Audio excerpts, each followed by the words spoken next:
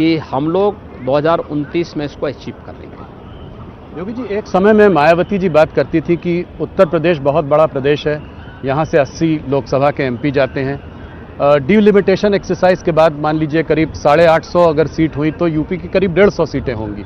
तो क्या आपका क्या मत है कि ये बहुत बड़ा प्रदेश है? मायावती जी इसके टुकड़े करने की बात करती थी कि चार विभाजन होना चाहिए प्रदेश का, आप इसको कैसे देखते हैं? देखिए, यूपी अपने आप में यूपी है, इसकी पोटेंशियल है ये, और मुझे लगता है यूपी को यूनाइट रह करके ही अपने लक्ष्यों को प्राप्त करना चाहिए, और मुझे लगता है इसी में उसकी ताकत भी है, इसमें उसकी पहचान भी है, उसका सम्मान भी है। कुछ पर्सनल 2-4 सवाल आपसे हर बार पूछने की कोशिश करता हूं, एक आध और।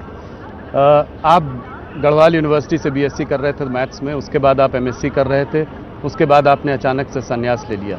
ये कैसे हुआ, किसने इसको देखिए, प्रभावित पूर्व किया? जन्मों का प्रारब्ध होता है जी, ये न मेरे बस में है न आपके बस में है। जो विधाता ने लिख दिया वो होकर के रहेगा, और वही मेरे साथ भी हुआ है। तो आप कैसे आकर्षित हुए इसकी ओर? देखिए, मैं हमेशा व्यवहारिक जानकारी देने का पक्षधर रहा हूं, और मैं पूज्य संतों की सानिध्य में जाकर के अलग अलग पंथ और संप्रदायों को मैंने देखा। बाद में जब मुझे लगा क्रियात्मक योग से जुड़ा हुआ एक समृद्ध संप्रदाय नाथ संप्रदाय है, तो मैंने उस समय आकर के महंत अवेद्यनाथ जी महाराज के सानिध्य में आकर के उसकी दीक्षा ली, और फिर मैं इस पूरी परंपरा के साथ दीक्षित हो गया। आपके गुरु के गुरु दिग्विजयनाथ जी, वो भी लोकसभा में थे, वो भी एमपी थे। आप महंत अवैधनाथ जी भी राजनीति में भी रहे। हाँ, आप तो 26 साल की उम्र में ही एमपी बने, और अब आज सबसे बड़े प्रदेश के मुख्यमंत्री हैं। धर्म और राजनीति को आप कैसे देखते हैं? इसमें कोई विरोधाभास? देखिए, विरोधाभास मानने के लिए मानो तो गंगा जल है, न मानो तो बहता पानी है। आप मानो तो धर्म एक जीवन पद्धति है जो सदाचार, कर्तव्य और नैतिक मूल्यों का एक प्रवाह है, जिसमें व्यक्ति और समाज का जीवन टिका हुआ है। क्या कोई राजनीति कर्तव्य से विमुख हो सकती है? सदाचार और नैतिक मूल्यों से विमुख हो सकती है? राजनीति इसके सापेक्ष चलेगी तो समृद्धि को प्राप्त करेगी, इसके निरपेक्ष होगी तो पतन को प्राप्त करेगी। योगी जी, जब आप गोरखपुर आए तब आप मात्र 21 साल के थे। उस वक्त गोरखपुर माफिया की गिरफ्त में था, 2-3 बड़े माफिया डॉन्स थे, आए दिन हत्याएं होती थी। क्या आप जब वहां आए तो उससे कुछ सीख मिली कि आगे आप कैसे, आपकी आज सोच जो है क्या उस वक्त? देखिए, मैं जब 1992-93 में गोरखपुर आया था, सचमुच स्थिति बहुत खराब थी। 3-4 तो बड़े बड़े माफियाज थे ही, उनके गुर्गे अलग से थे। गोरखपुर का हर व्यापारी, हर उद्यमी गुंडा टैक्स देता था, हर चिकित्सक गुंडा टैक्स देता था, और अगले 2-3 साल तक मैंने भी ये सब अनुभव किया, कैसे व्यवस्था को पूरी तरह पैरालाइज करके रखा हुआ था। कोई भी सरकार रहेगी, माफियाज के सामने किसी की कुछ नहीं चलती थी। लेकिन 1996 के बाद जब मुझे लगा कि अब चुप बैठने से काम नहीं होने वाला है, क्योंकि कोई तो उनके सामने बोलता नहीं है, सारी मशीनरी उनके सामने वो मौन है, तो मुझे स्वयं फील्ड में उतरना पड़ा था उनके खिलाफ, और बोलता था, मैं लड़ता था, विरोध होते थे। और सांसद बनने के पहले पहले हम लोग लगभग गोरखपुर के माफिया राज को कंट्रोल कर चुके थे।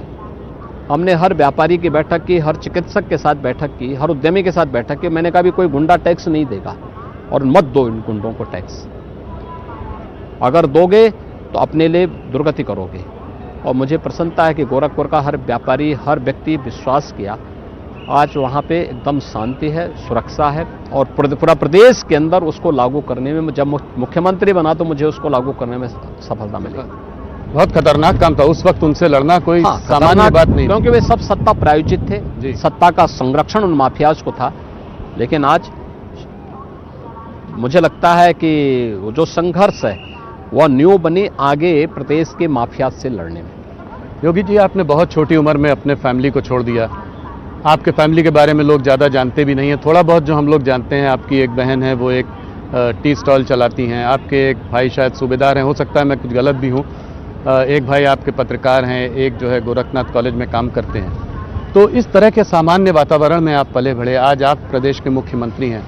क्या इनसे बातचीत हो पाती है, क्या मिल पाते हैं, क्या याद आती है? देखिए, ये मेरा सौभाग्य है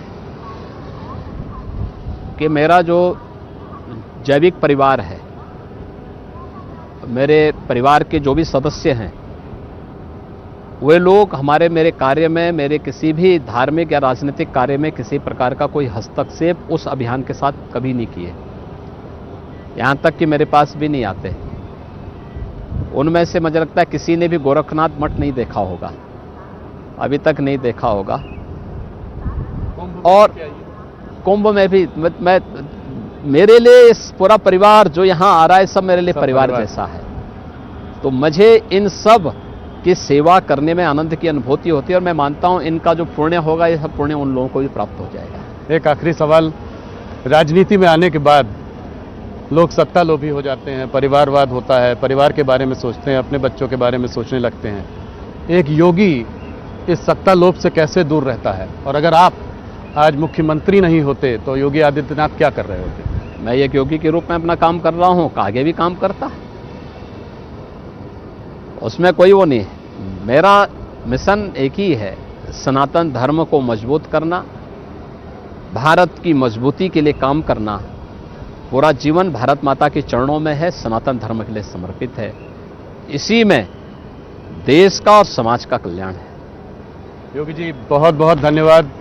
मैं खुद प्रयागराज में पला बड़ा हूं, तो ये मेरा सौभाग्य है कि आज मैं पहली बार प्रयागराज में, वो भी महाकुंभ के पावन पर्व में, आपका इंटरव्यू कर रहा हूं। हमारे दर्शकों की तरफ से आपको बहुत धन्यवाद। राहुल जी, आप यहाँ पर आए हैं, आपका और आपकी पूरी टीम का मैं महाकुंभ नगर में अभिनंदन करता हूं।